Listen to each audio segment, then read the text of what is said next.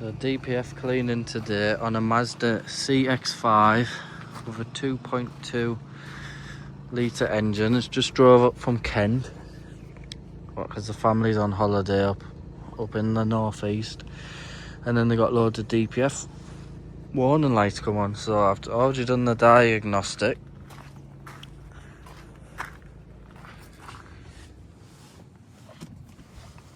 which shows they've got an EGR fault, which is what would have caused the blockage because it wouldn't have been doing its own regen, and a couple of DPF fault codes as well. So I'm gonna do a full DPF clean on it, and then I'm gonna recalibrate the EGR. But I've told the customer they might need the EGR looking at us. So just need to get access to the pressure sensor, which is here, which has obviously been bodged before because it's held on with a cable tie. So I'll get on with that now. So I've removed the exhaust pressure sensor, which reads the pressure from the DPF and sees how blocked it is. Two pipes, one of them will go before the DPF and one goes after. So it's the one before the DPF that we need to put our cleaning solution in to clean out the DPF. So what I need to do, sometimes you can visually see which it is, but on this occasion I'm going to use a manometer to test it, and I'll also check the reading, see how blocked it is, and then we'll check that again after the clean to see how good of a job it's done. So I'll start the engine and get it to around 3000 revs.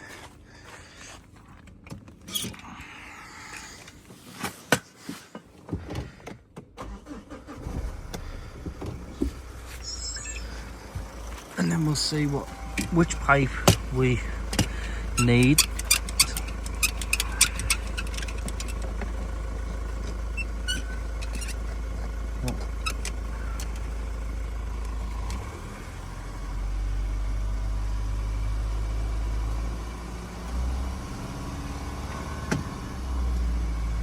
Some cars it's not easy to. That'll do. Still creeping. That'll do. Right, so read the pressure now.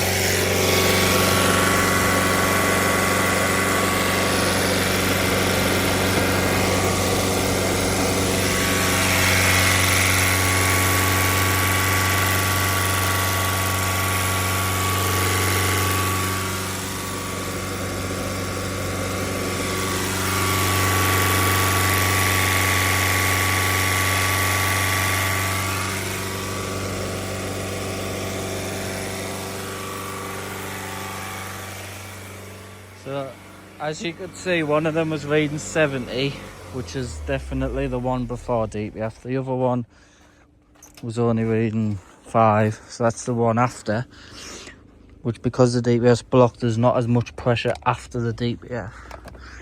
So what we do, we'll put our solution in, leave it a set.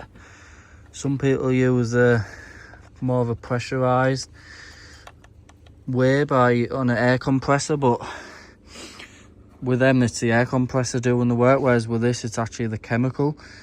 And the chemical I use is the only one that actually removes all 4 problems: soot, ash, carbon and oil.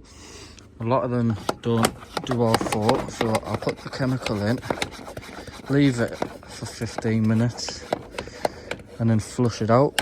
So we've left the chemical in for around 20 minutes to soak in, and now we're giving the car a rev just to flush all the soot, ash, carbon, oil, everything out. So all that smoke, just all the crap coming out of the DPF.